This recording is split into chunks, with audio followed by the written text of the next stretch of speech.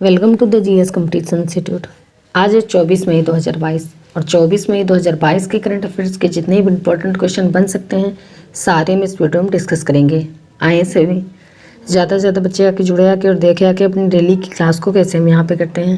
सभी बच्चे like comment करते जाएंगे जय हिंद जय भारत का, और सभी बच्चे पेन कॉपी लेके बैठेंगे ताकि जितने सारे इंपॉर्टेंट क्वेश्चन हम यहाँ पे करते हैं वो अपने नोट्स में नोट करते जाएंगे। आए सभी।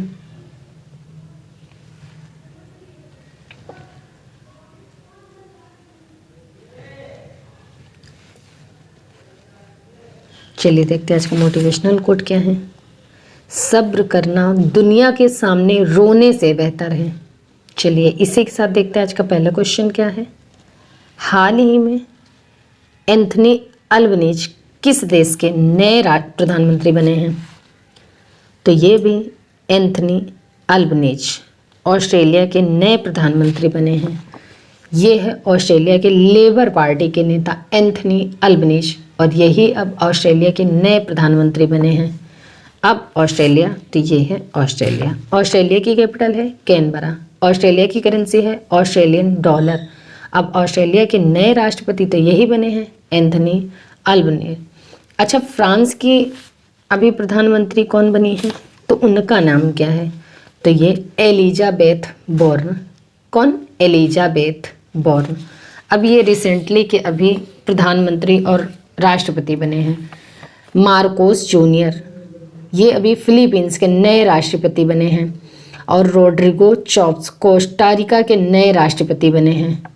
और पैट्रिक अची, ये आइवरी कोस्ट के नए प्रधानमंत्री बने हैं। और शहबाज शरीफ, ये पाकिस्तान के 23वें नंबर के प्रधानमंत्री बने हैं। और सरदार बर्डी मुखामेदेव, ये तुर्कमेनिस्तान के नए राष्ट्रपति चुने गए हैं। और कैटलिन नोवाक, ये हंगरी की पहली महिला राष्ट्रपति बनी हैं। गैब्रियल बोरिक फांट, ये चिली के सबसे युवा राष्ट्रपति बने हैं। और विक्टर ऑरबान, ये चौथी बार हंगरी के प्रधानमंत्री चुने गए हैं और ये अब नए प्रधानमंत्री और राष्ट्रपति हैं। ये याद रखने होंगे आपको। और यू सुक योल, ये दक्षिण कोरिया के 13वें नंबर के राष्ट्रपति बने हैं। और रॉबर्ट ग्लोब, ये स्लोवेनिया के नए प्रधानमंत्री बने हैं। तो ये रिसेंटली के प्रधानमंत्री और राष्ट्रपति बने हैं दीदी, ये आपको याद रखने होंगे। तो इस क्वेश्चन का राइट आंसर हो जाएगा बी। अगला क्वेश्चन, हाल ही में G7 देशों ने किसे वित्तीय सहायता प्रदान करने की मंजूरी दी है? तो ये भी G7 देशों ने वित्तीय सहायता प्रदान करने की मंजूरी दी यूक्रेन को। अब यूक्रेन, तो ये है यूक्रेन। यूक्रेन की कैपिटल है कीव। यूक्रेन की करेंसी है यूक्रेवियन हर्विनिया। और यूक्रेन के प्रेजेंट टाइम पे प्रेसिडेंट कौन है? Volodymyr Zelensky. कौन है? Volodymyr Zelensky. तो इस क्वेश्चन का राइट आंसर हो जाएगा सी। अगला क्वेश्चन, हाल ही में किस राज्य ने 100% विद्युतीकरण का लक्ष्य हासिल किया है? तो ये भी 100% विद्युतीकरण का लक्ष्य गोवा ने हासिल किया है। और गोवा हर घर को जल कनेक्शन देने वाला पहला राज्य बना है। अब गोवा, तो ये है गोवा। गोवा की कैपिटल है पणजी। गोवा के चीफ मिनिस्टर हैं प्रमोद सावंत। और गोवा की गवर्नर कौन है? PS श्रीधरन पिल्लई। कौन है? PS श्रीधरन पिल्लई। अच्छा, अभी 12वीं हॉकी इंडिया सब जूनियर पुरुष राष्ट्रीय चैंपियनशिप की शुरुआत गोवा में हुई थी। और गोवा के नए पुलिस महानिदेशक कौन बने हैं? तो जसपाल सिंह। रेबीज मुक्त घोषित होने वाला पहला राज्य बना है गोवा। और पहला एल्कोहल म्यूजियम गोवा में खोला जाएगा। और गोवा में बोडला वाइल्ड सेंचुरी है, कोडिगांव वाइल्ड सेंचुरी है और मुल्लम वाइल्ड सेंचुरी है। इसे भगवान महावीर नेशनल पार्क के नाम से भी जाना जाता है। डॉक्टर सलीम अली पक्षी विहार, ये गोवा में है। यहाँ पे आपको ध्यान देना होगा कि डॉक्टर सलीम अली पक्षी विहार ये गोवा में है। अगर आपसे पूछ लिया जाए कि doctor Salim Ali national park कहाँ है, तो आप आंसर करेंगे जम्मू कश्मीर में। और गोवा के मुख्य न्यायाधीश कौन है? दीप शंकर दत्ता। कौन है? दीप शंकर दत्ता। जवाहरलाल नेहरू स्टेडियम ये कहाँ पे है? तो ये गोवा में है। इसे फतोरदा स्टेडियम भी कहते हैं और तिलक मैदान स्टेडियम ये भी गोवा में है। तो इस क्वेश्चन का राइट आंसर हो जाएगा बी। अगला क्वेश्चन, हाल ही में पेटीएम ने किसे अपना एमडी एंड सीईओ के रूप में अपॉइंट किया है? तो ये फिर से विजय शेखर शर्मा को पेटीएम ने अपना एमडी एंड सीईओ के रूप में फिर से अपॉइंट किया है, विजय शेखर शर्मा। अब पेटीएम की स्थापना कब हुई? तो पेटीएम की स्थापना 2010 में। इसका हेडक्वार्टर कहाँ पे है? नोएडा में। और पेटीएम के फिर से एमडी एंड सीईओ तो यही बन गए हैं, विजय शेखर शर्मा। अच्छा, एक नाम ये लिखा है विनय पाई, ये टाटा प्रोजेक्ट्स लिमिटेड के नए एमडी एंड सीईओ बने हैं। और एक नाम ये है ज्ञानेश भारती, ये यूनिफाइड एमसीडी, जो दिल्ली में 3 एमसीडी थी और उनको मिलाकर एक एमसीडी बनाकर उसी यूनिफाइड एमसीडी के नए कमिश्नर बने हैं ज्ञानेश भारती। कौन बने हैं? ज्ञानेश भारती। अच्छा, अभी निधि छिब्बर को सीबीएसई का नया अध्यक्ष अपॉइंट किया गया है और संजीव बजाज ये सीआईआई के नए अध्यक्ष बने हैं। टेम्पल्टन पुरस्कार 2022 से अभी फ्रैंक विलजेक को सम्मानित किया गया है। और एयर इंडिया के एमडी एंड सीईओ के रूप में कैंपबेल विल्सन को नामित किया गया है। राजेश उन्नी को maritime anti corruption network का अध्यक्ष अपॉइंट किया गया है। तो इस क्वेश्चन का राइट आंसर हो जाएगा बी। अगला क्वेश्चन, हाल ही में वर्ल्ड इकोनॉमिक फोरम की 5 दिवसीय वार्षिक बैठक में भारत का प्रतिनिधित्व कौन करेंगे? तो ये हमारे केंद्रीय वाणिज्य एवं उद्योग मंत्री हैं Piyush Goyal. World economic forum की 5 दिवसीय वार्षिक बैठक में भारत का प्रतिनिधित्व करेंगे। और ये वार्षिक बैठक कहाँ पे होगी? तो स्विट्जरलैंड के दावोस में। अब वर्ल्ड इकोनॉमिक फोरम इसकी स्थापना कब हुई? तो ये 1971 में। इसका हेडक्वार्टर कहाँ पे है? स्विट्जरलैंड। और इसके प्रेजेंट टाइम पे चेयरमैन कौन है? क्लाउसरा। कौन है? क्लाउसरा। तो इस क्वेश्चन का राइट आंसर हो जाएगा बी। अगला क्वेश्चन, हाल ही में द ग्रेट गामा की 144वीं जयंती कब मनाई गई है? तो द ग्रेट गामा ये अमृतसर में जन्मे पहलवान गुलाम मोहम्मद बख्श पट को कहा जाता है। इनकी अभी 144वीं जयंती 22 मई को मनाई गई है। और इनका एक्चुअल नाम क्या है? तो गुलाम मोहम्मद बख्श भट्ट। ये अपने 52 साल के करियर में एक भी बार हारे नहीं थे और इनको कस्टम ए हिंद की उपाधि से सम्मानित किया गया है। तो इस क्वेश्चन का राइट आंसर हो जाएगा ए। अगला क्वेश्चन, हाल ही में सरकार ने कितने लाख से अधिक जमा या निकासी के लिए पैन आधार अनिवार्य किया है? तो ये भी सरकार ने एक वित्त वर्ष 20 लाख रुपए से अधिक जमा या निकासी पर पैन कार्ड या आधार कार्ड अनिवार्य किया है। वैसे डेली लिमिट क्या है? तो 50,000। अगर आप 50,000 रुपये से ज़्यादा निकालते हो, ये जमा करते हो, तब आप पैन कार्ड या आधार कार्ड मांगा जाता है। अब ये नई लिमिट लगा दी गई है कि आप पूरे फाइनेंस ईयर में 20 लाख रुपए से जमा या निकासी करोगे तो आपको पैन कार्ड या आधार कार्ड देना पड़ेगा। तो इस क्वेश्चन का राइट आंसर हो जाएगा सी। अगला क्वेश्चन, ही में किस देश ने अंतरिक्ष टेलीस्कोप के साथ दुनिया के पहले रहने योग्य ग्रह के खोज की योजना बनाई है? तो ये भी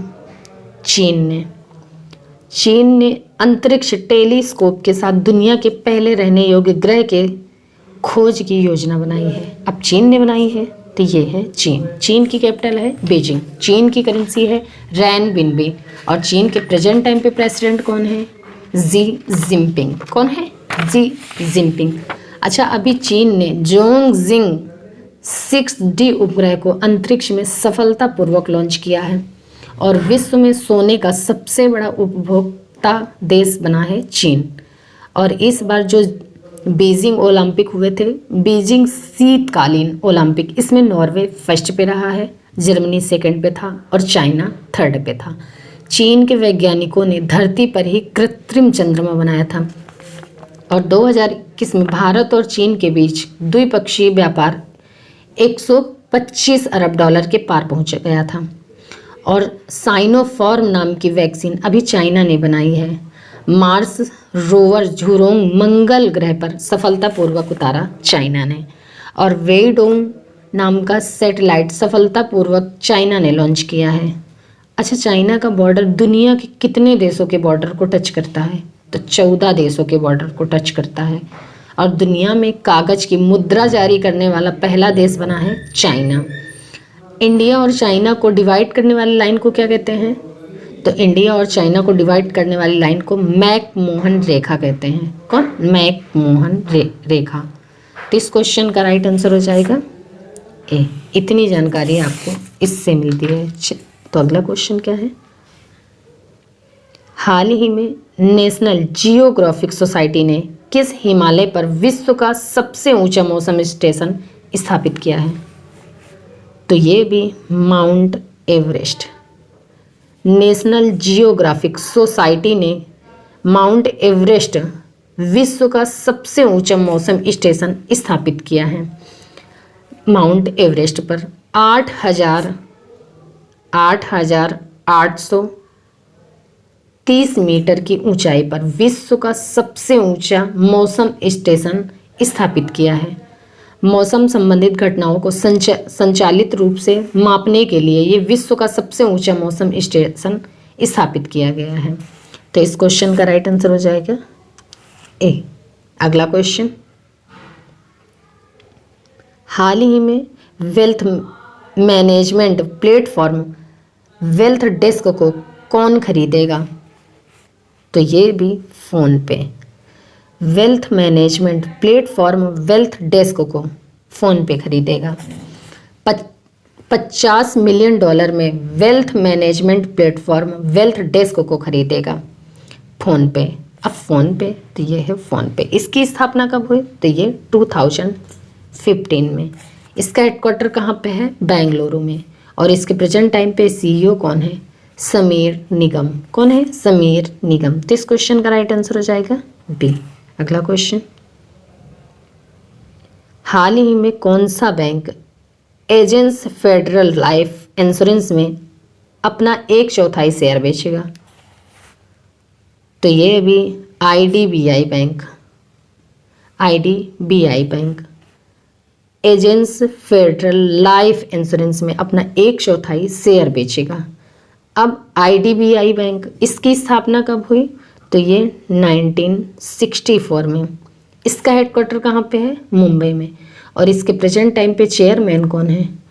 MR कुमार। कौन है? MR कुमार। तो इस क्वेश्चन का राइट आंसर हो जाएगा सी। अगला क्वेश्चन, हाल ही में वित्त वर्ष 2022 में भारत को कितने अरब डॉलर का FDI प्राप्त हुआ है? तो ये भी फाइनेंस ईयर 2022 में अपने देश भारत को 83.57 अरब डॉलर का FDI प्राप्त हुआ है। अब FDI क्या होता है? तो फॉरेन डायरेक्ट इन्वेस्टमेंट।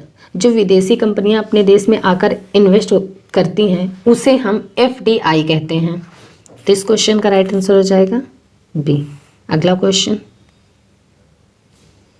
हाल ही में किसके द्वारा वैश्विक 2000 सार्वजनिक कंपनियों की सूची जारी की गई है? तो ये भी फोर्ब्स के द्वारा वैश्विक 2000 सार्वजनिक कंपनियों की सूची जारी की गई है।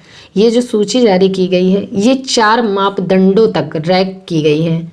और ये 4 मापदंड कौन से हैं? तो बाजार, मूल, बिक्री, लाभ, संपत्ति।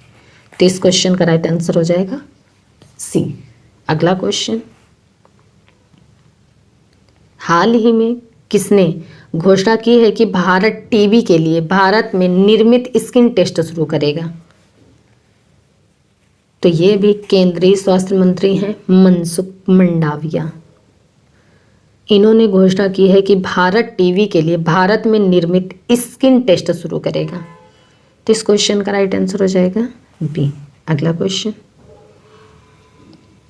हाल ही में किसने यूएई T20 लीग में फ्रेंचाइजी हासिल की है?